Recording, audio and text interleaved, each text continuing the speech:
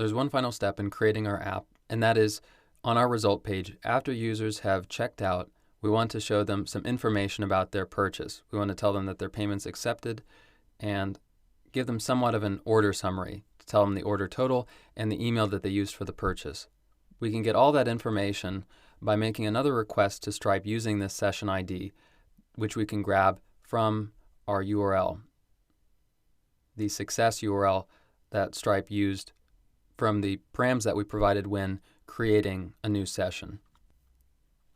So the first step, since we're going to be once again making a request from React to our API, the question is, how are we going to get this session ID value from the query string, everything after the question mark? We're going to need to pass that along for the request that we make to Stripe.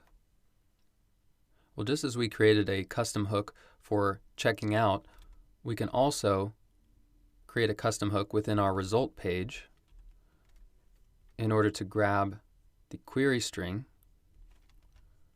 that begins with session ID. So above the result component, create a new hook. We'll just create it within this file, and we're going to call this use query string. This is actually going to make use of another hook called use location from React Router DOM. From use location, we can get a property called search, which is going to include the query string that we have here. So we can just say use location.search, and then to be able to access individual properties off of it, so what keys and values exist within this query string, we can use new URL search params. This allows us very convenient access to what's within this query string, and from calling use query string, we can return the result of this expression. So we can call use query string up at the top of result, and we get back a value which we'll call query string, and then finally to get from it the session underscore ID value, we can just use this get method that URL search params provides. And we can put that in a variable called session ID. Once again, we're going to need to make a request with use query to our backend. We're going to call this result, we'll give it the key result, and we want to do something different here with use query. We want to conditionally make a request. So how do we do that? Well, the reason we want to do this conditionally is we may not have a session ID. What if we, for whatever reason, don't have that key here? What if it's not included on URL search params? What if we can't access it? If that's the case, then we're making a request for no reason. We know that we don't have a session ID, but we're still making the request that's based off of it. So first, when we include this inline function to make a request, we need to add a ternary based off of session ID. So if we do have a session ID, only in that case can we use Axios, and we'll make sure to import that, to make a GET request to API/checkout sessions/session ID, and we haven't made this endpoint just yet. And then we're going to get back from it res.data. Otherwise, we're going to end our ternary with a colon, otherwise null. And this null indicates to use query, don't make a request, do nothing. And from this, we're going to get data, is loading, and is error. If we're in the process of loading, if is loading, then we want to return our loading spinner. If there is no data and it's done loading, then we weren't able to find a given purchase, so we can just return a div with the class name of, say, text white, and say no purchase found. You could say no purchase found for the ID, but I think that that's fine. And then finally, if there's an error, we can just include a generic error that says error loading result page. And we can give this a class of text red 500. And we can include all these other classes, font bold.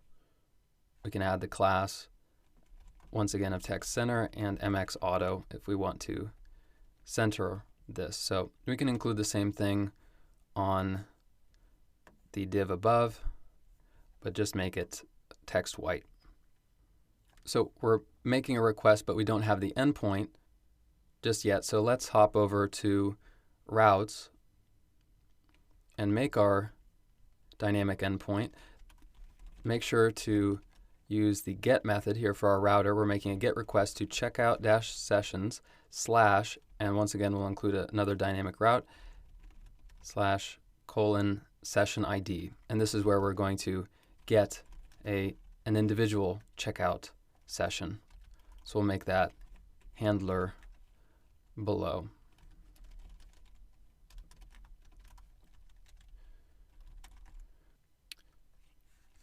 We know how to get the value of session ID off of request.params.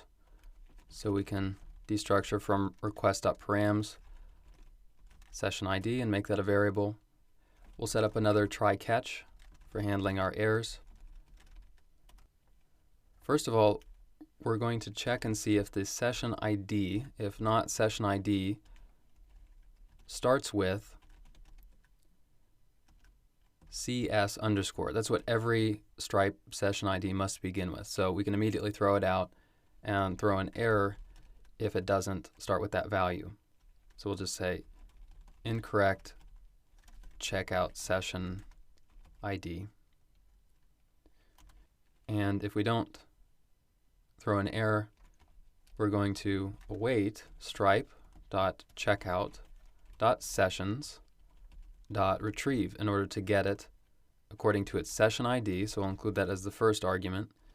And we also want to include a second one that has an object, that accepts an object with the property expand set to payment intent to get information about a payment intent that was made for a user to attempt at least to purchase an item.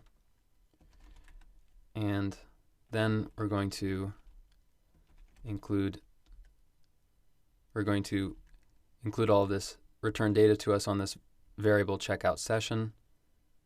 And finally, we're going to use res.status200 and send it back on our JSON method. Otherwise, we'll send back a status of 500 with a status code 500 and message error.message. And make sure, most importantly, if you forgot this in the previous step, that you need to include the async keyword before every function that uses await within it. Now, with that created, let's head back to result. And finally, we can include some of the data that we're getting back from our endpoint here on data. Specifically, if we scroll down here in the amount area, we can get that from data.amount_total. But be aware that we need to format this again and put it in a price variable. So we'll once again use our format currency string function, which we're using within the format product price helper. So we'll pass in the data.amountTotal value, but since we're not really passing in a product here, this is a little bit different. We're not going to have this price property on it.